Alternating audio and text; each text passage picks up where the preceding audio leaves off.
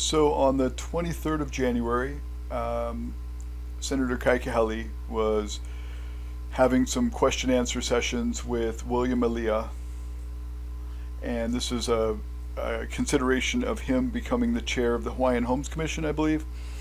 Um, they were also asking about Mauna Kea Road, the Summit Access Road, and about where does this compensation come from? When does this get settled? Shall it even be transferred, and so on and so forth.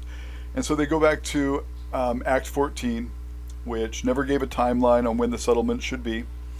And they talk about compensation and who owns the road now and if it should be transferred.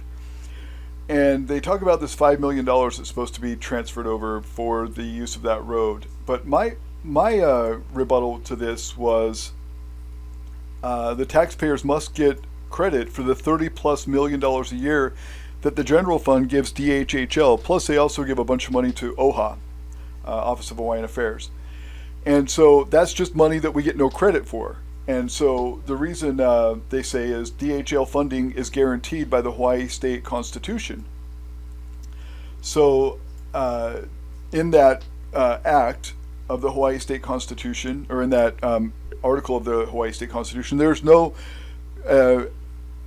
amount given. There's no set amount. So I guess if they hire 300 new employees, the state general fund's supposed to pay for that, even if there's no use for those employees, even if there's no justification. I mean, it says that the general fund should support the budget of DHHL, but it gives no set amount. So I think $28 million is excessive, plus the money that we give to OHA. I think $10 should be plenty. Who's to say I'm wrong? There's nothing in the Constitution that says what it should be. So then I said there's no amount stated, and nonetheless the Constitution says that DHHL lands shall be used for the general public, Article 12, Section 4.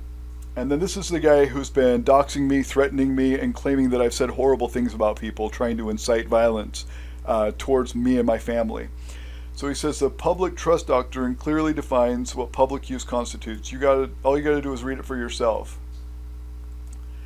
And then a couple of people have replied back and forth. Got a little emotional, he says. And so I posted some court rulings on the public trust doctrine. This is from dlnr.hawaii.gov, and I posted the contents of it, and it documents well and good that the courts, the Supreme Court and everything has ruled that the TMT is not in conflict with the public trust doctrine.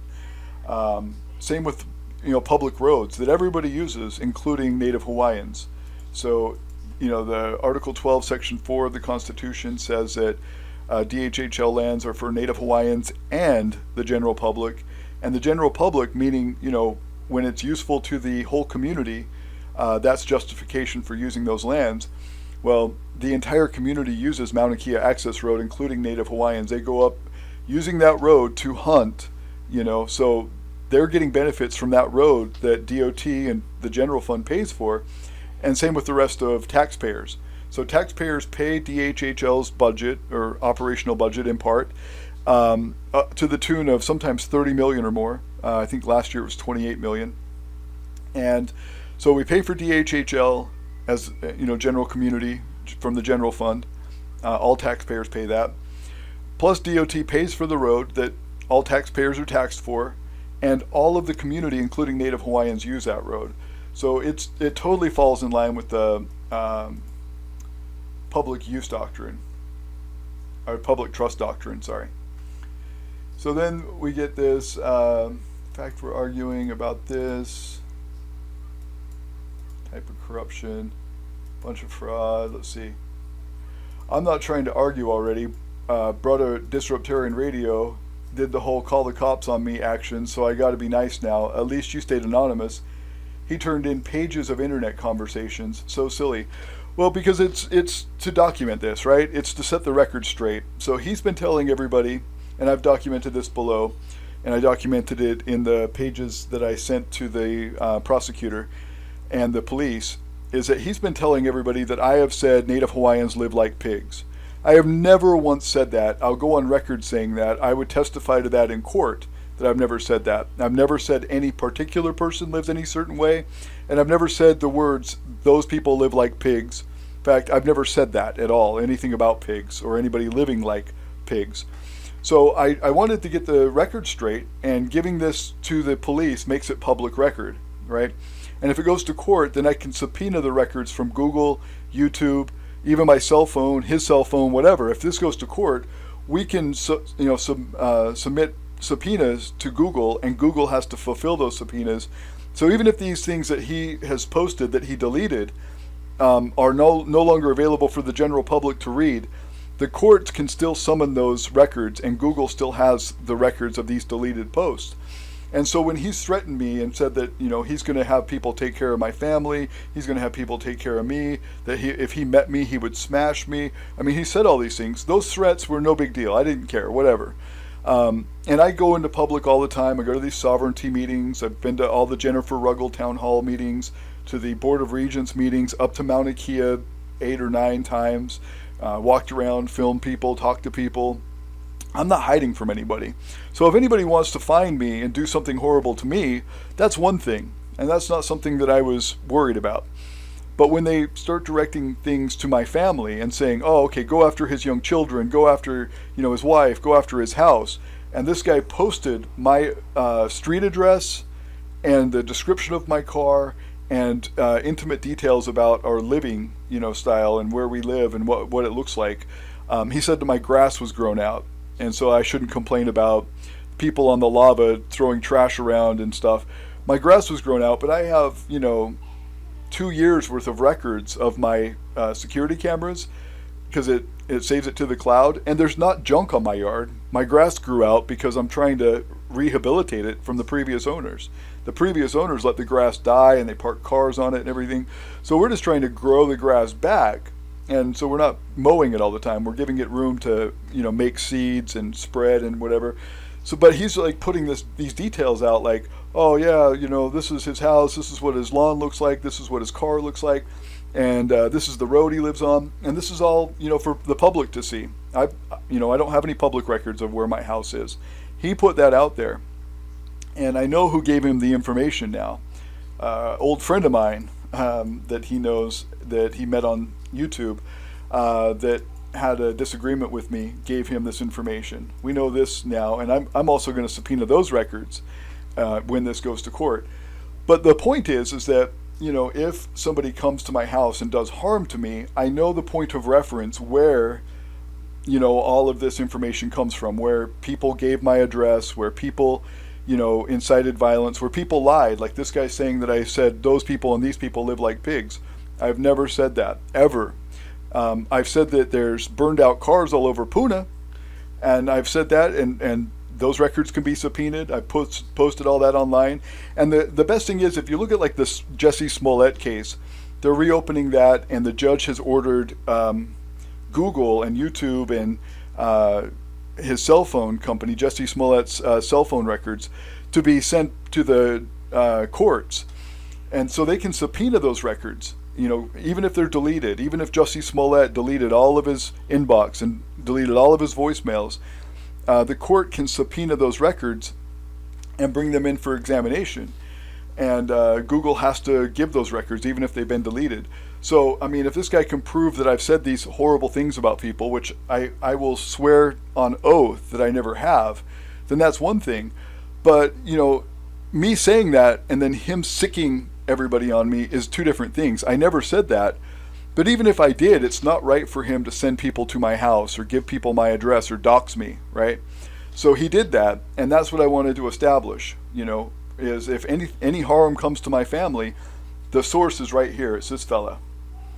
So, and that's what I said here. I said, when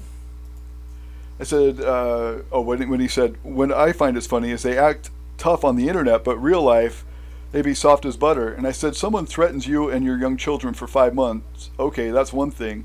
But then to lie about what was said and direct people to someone's address, aka doxing someone, is not handling your own business. That's sicking people on your enemies. A cowardly way to handle your business. It's all in the police report. I have my lawyer subpoena the records now. 5 months of threats. 2, harassing phone calls. 3, doxing my address. And then Olen says, you said those people live like pigs. And I said, yeah, where? Get the records. He said, this is going to court, so you have as much right to subpoena the records as I do. And when Google, YouTube gets a subpoena from the court, the records get released for the public disclosure. So I said, 1, I never said anyone lived like pigs. 2, I never gave out my personal number. I only gave out my radio show's number, which he called my personal number. 3, I never gave out my address, nor did I authorize Olen to give out my home address. His threats, his direction of people to come to my house, and his misrepresentation of what he claims I said will come to light. Police report is 20-004456.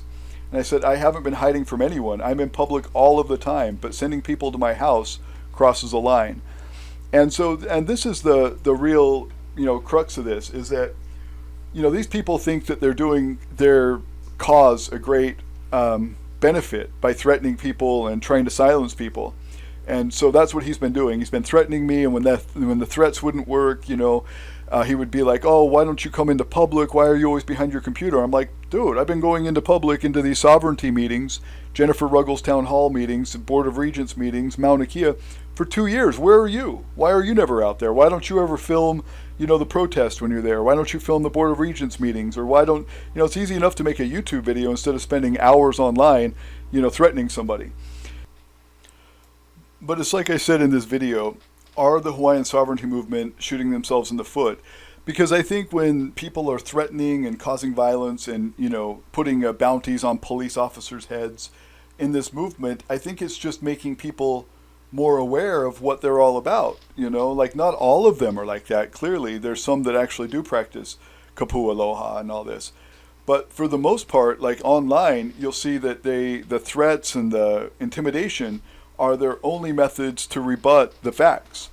And so if you look right here, this is where I talked about, the impact of what they're doing. So if they push the TMT out of here, the island is going to suffer economically. The GDP is going to drop, the jobs are going to be unavailable that the astronomy community provides, and the ability for training and internships and education goes away because the TMT and other astronomy groups are funding things like the Think Fund. And that's what I talked about in this video. I'll put a link in the description. This is where David Ige confirms the death threats that he's gotten and that police officers have gotten, and they showed the $5,000 bounty that they put on a police officer.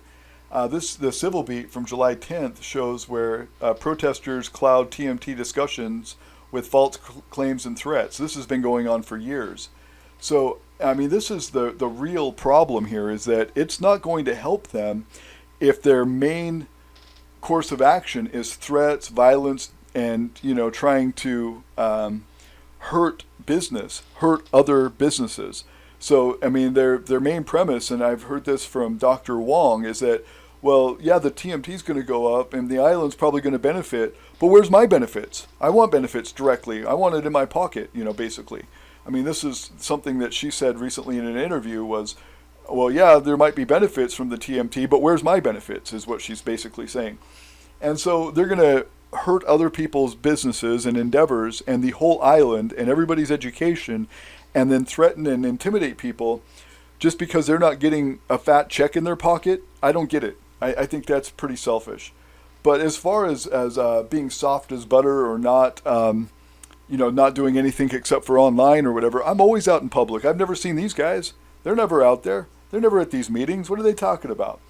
I'm always out there. I'm not afraid of them. I don't want people threatening my family. That's the only business that I have with the police is, you want to deal with me one-on-one directly, that's one thing. But you want to sic people on my family and dox my home address where my kids live, that's completely different. That's unacceptable.